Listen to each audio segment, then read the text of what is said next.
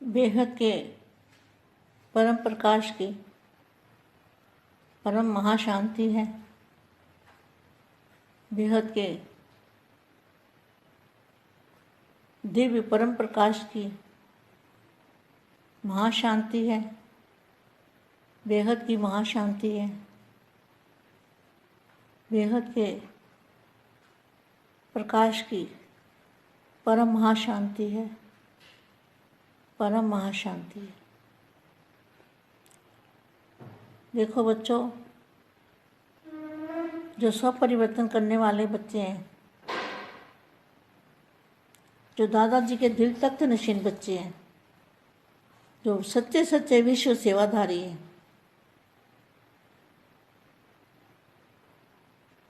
सच्चे मन से बाप का साथ निभाने वाले और बाप और आप कंबाइंड रूप में रहने वाले, बेहद के दादाजी के लाडले प्यारे बच्चे, ऐसे विशेष आत्माओं को, विशेष बच्चों को बेहद की माँ का याद प्यार और नमस्ते। अब फिर मैं जो लिखा हुआ ज्ञान था मैंने बापू जी के द्वारा, आज फिर वो पढ़ने वाली हूँ। मुझे जो जहाँ से मिलता है, बापू जी के द्वारा जो मिलता है वो तो कहीं भी नहीं मिलता, उसको भी उठा लेती हूँ और बच्चों को बताती हूँ। वानियों में मिलता है, व्यक्तवानियों में, तो उसको भी उठा लेती हूँ, वो भी बच्चों को देती हूँ, समझाने की कोशिश करती हूँ। और आज के पुरुषार्थ में भी जो मिलता है वो भी अच्छे शब्द कुछ मिलते हैं तो उनको भी मैं ले लेती हूँ। तो 205 नंबर का जो आज का पुरुषार्थ था उसमें था कि जो शक्तियाँ हैं, शक्तियों से पर्दा उठ गया। तो पर्दा उठने का मतलब क्या है? जो पहले बंद दरवाज़ा पड़ा था, शक्तियों का दरवाज़ा बंद पड़ा था, वो बापू जी के द्वारा खुला ना। शक्तियाँ कहाँ पर हैं? कौन सी शक्तियाँ? कैसी शक्ति? उस शक्ति से होगा क्या? वो कौन सी पावर है जिसको शक्तियाँ बोलते हैं? और धारण कौन करेगा? जो बेहद की शक्तियाँ होंगी वही बेहद की शक्ति को धारण कर सकती है। साधारण आत्मा उस बेहद की शक्ति को, दादाजी की शक्ति को धारण नहीं कर सकती। तो पर्दा किनके लिए उठा है? जो बेहद की शक्तियाँ, चाहे उसमें पुरुष हो या नारी हो, कोई भी हो, आत्मा रूपी सब भाई भाई है। तो बेहद के दादाजी की जो शक्तियाँ हैं उसके ऊपर से पर्दा उठ गया है। तो ये पर्दा उठा तो शक्तियाँ लेने वाले कौन हैं? बेहद के बच्चे जो हैं, बेहद की आत्माएं, वो इस शक्ति को धारण कर सकते हैं, उसको समझ सकते हैं और उदाहरण करके अपना फरिश्ता स्वरूप और आत्म स्वरूप की अनुभूति कर सकते हैं। जब कमज़ोर आत्मा होती है ना तो उसको ज्ञान समझ में नहीं आता और ना ही अपनी शक्तियों का उसको पता लगता है, क्योंकि शक्ति है ही नहीं आत्मा में। आत्मा का दिया बुझा हुआ है तो शक्ति कहाँ से आएगी? ना अपनी शक्ति है, ना धारण करने की पावर होती है। तो ऐसी आत्मा क्या है? सिर्फ बोलना और बुलवाना जानते हैं। क्या करते हैं? बोलना और बुलवाना और सुनना और सुनाना। धारण करने की पावर ऐसे आत्मा में नहीं होती, ना समझने की शक्ति होती, क्योंकि आत्मा की कैपेसिटी इतनी है, ज्ञान समझने की शक्ति नहीं है, क्योंकि आत्मा इतनी कमज़ोर हो चुकी है। तो आत्मा कमज़ोर कैसे हो जाती है?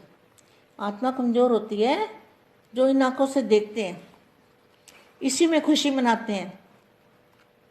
घर बार ये सब जो कुछ मिलता है, गाड़ियाँ, मोटर गाड़ियाँ, सुख सुविधा के साधन, जो भी मिलता है उसको विश्व सेवा में लगाना चाहिए। अगर किसी के पास है तो उसको क्या करना चाहिए? विश्व की सेवा में लगाना चाहिए, अपने ऊपर जोश नहीं करना चाहिए। तो कमज़ोर आत्मा क्या करती है? कमज़ोर आत्मा उसमें फंस जाती है। उसके लालच में फंस जाती है, उसको यूज़ करने के लिए, सुख भोगने के लिए फंस जाती है। आप देख लो, जिनके पास, आपको पता है इतनी बड़ी संस्था के पास कितना सोने की द्वारका कहाँ पर है, बापू जी ने बताया हुआ है ना। तो सुख सुविधा को नहीं छोड़ने की ताकत, आत्मा में ताकत ही नहीं है कि ज्ञान समझे और ये स्थूल माया को छोड़े। खाली दिखावा कर रहे हैं, बाकी माया छोड़ नहीं सकते। अगर माया छोड़ दे ना तो तुरंत बाप को जान जाए। जो मायावी लोग हैं वो बाप को नहीं जान सकते, ये पक्का प्रूफ है। मायावी लोग बाप को नहीं पहचान सकते क्योंकि कमज़ोर हो चुके हैं, माया के वश में है। माया ने उनको वश में किया हुआ है। और बेहद के बच्चों को माया छू भी नहीं सकती। वश में तो करना बहुत दूर है, बेहद के बच्चों को माया छू नहीं सकती। तो ऐसी कमज़ोर आत्माएं ना ज्ञान धारण कर सकती है, ना दूसरों को दे सकती है। तो अपने साथ दूसरों का भी बेड़ा डुबोते हैं, खुद तो डूबे डूबे, औरों को भी साथ में ले डूबे। इनका ये हाल है। जो इनको मानने वाले हैं उनको भी ले डूबेंगे। ऐसा नहीं कहेंगे कि भाई जाओ तुम सुनो, हम नहीं जा सकते, तुम सुनो, वो भी नहीं छोड़ेंगे, नहीं, बल्कि उनके घर तक पहुंच जाएंगे कि वहाँ मत जाना, ना सुनना। तो ठीक है, इनका भाग्य इतना ही है, तो इसमें हम क्या कर सकते हैं। हम तो बहुत कोशिश कर रहे हैं, वाइब्रेशन डाल रहे हैं बेहद की परम शांति की। अब मैं जो लिखा हुआ ज्ञान है बेटा, वो मैं अपने बच्चों को आज दे रही हूँ, और कल से फिर दूसरी वाणी, अव्यक्त वाणी फिर दूंगी। फिर बाद में कभी भी लिखा हुआ ज्ञान है बच्चों को सुनाया करूँगी कि मैंने क्या लिख रखा है, तो बच्चों को पता चल जाए कि माँ ने कोई मेहनत की है या नहीं की है।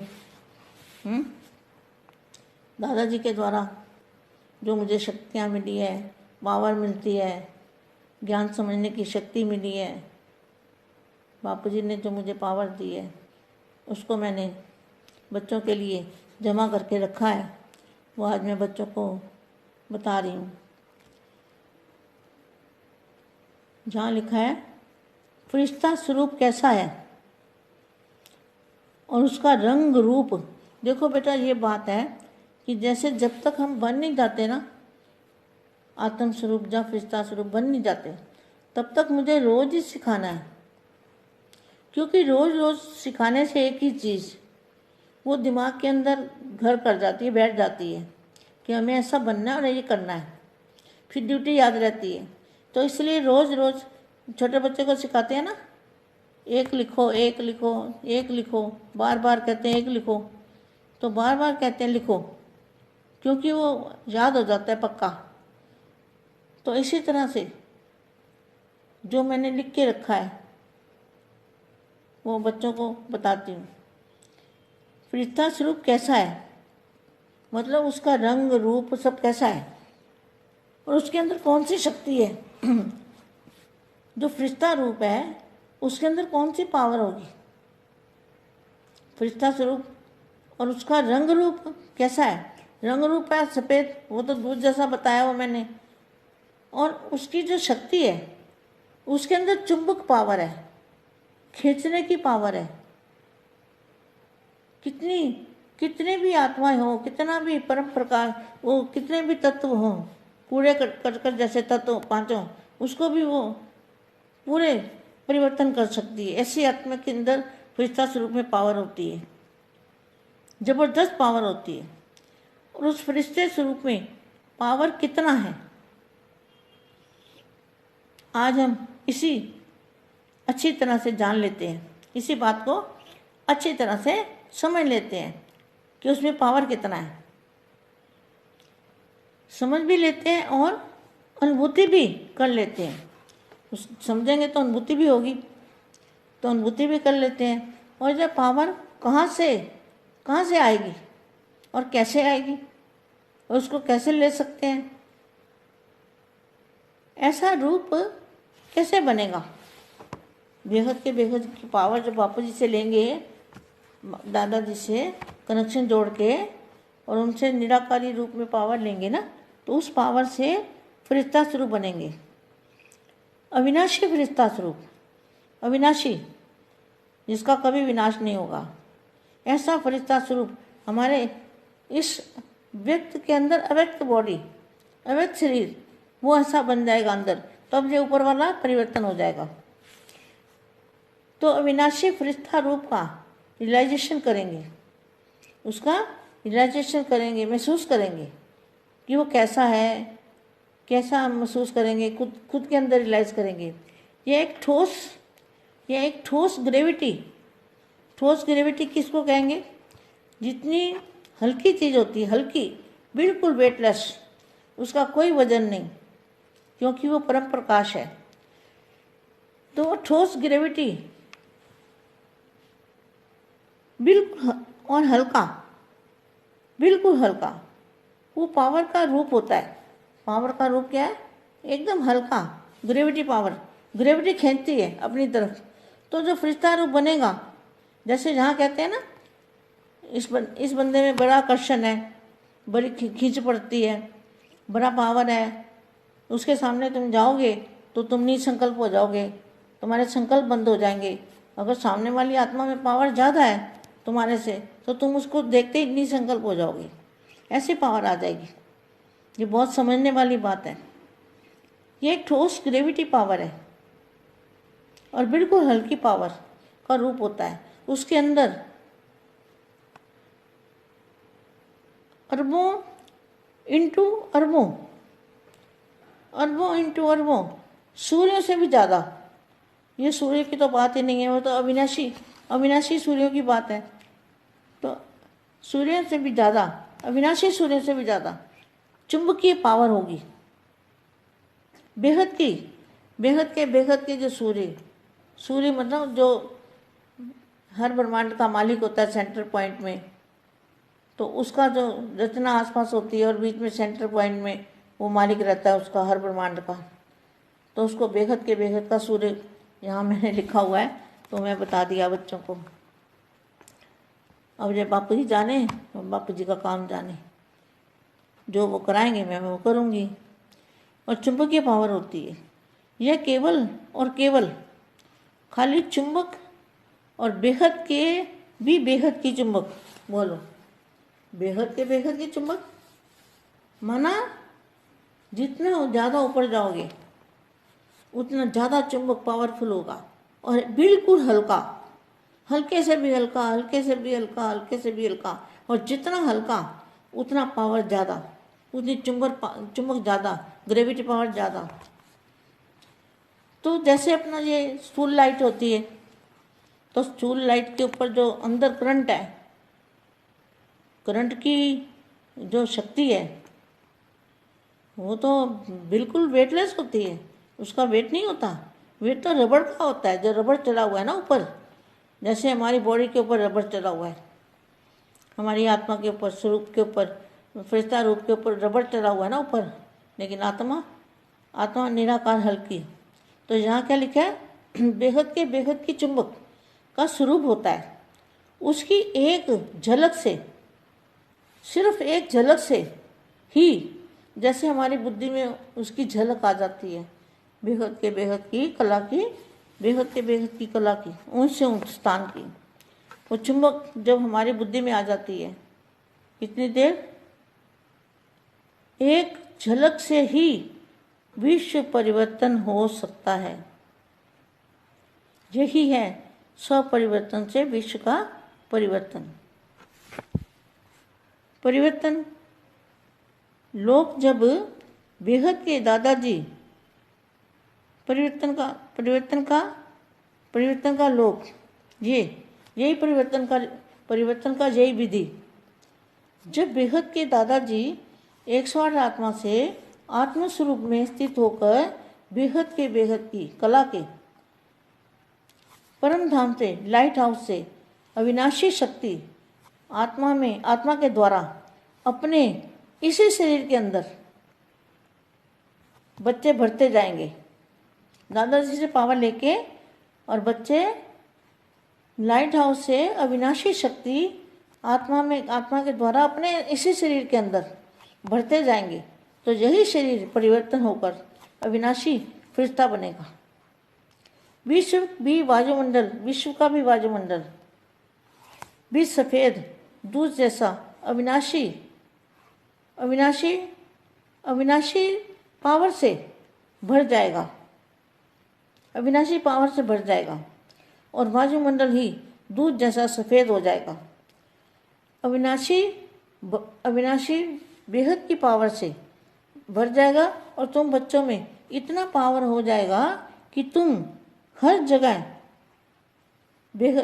जगह परम प्रकाश से परिवर्तन करके अविनाशी प्रकाश बेहद की चुंबक से वायुमंडल को बदल दोगे।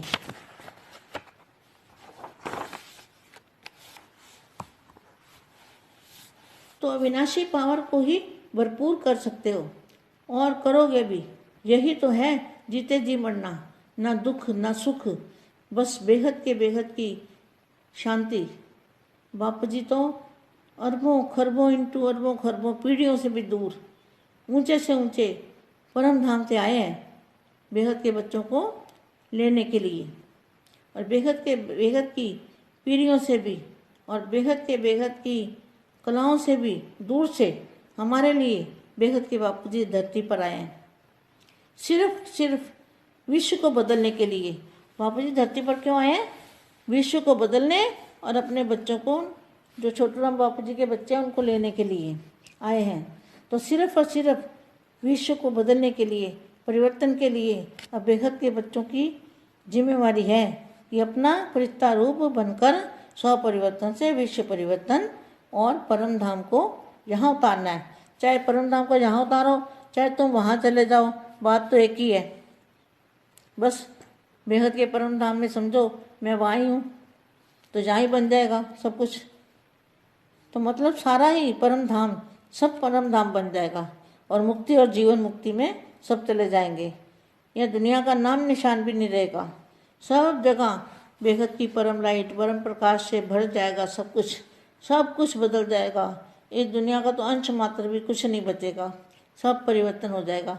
जैसे कोई एक बूंद होती है और महासागर के अंदर पानी को डाल दो, एक बूंद को बेहद के महासागर के अंदर उस बूंद को डाल दो तो बूंद दिखेगी, कहाँ चलेगी पता ही नहीं लगेगा।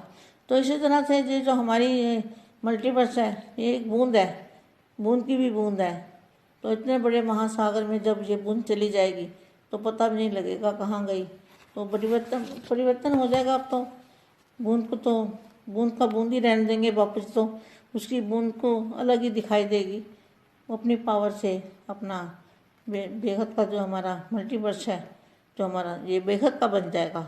अब जो हद वाला है वो बेहद में चला जाएगा और सब बच्चे बेहद में चले जाएंगे, बहुत दुख दर्द से दूर चले जाएंगे, पार कर दे इस नदी दुख की दुनिया को पार करके अविनाशी दुनिया में सदा के लिए, हमेशा के लिए अविनाशी दुनिया में चले जाएंगे।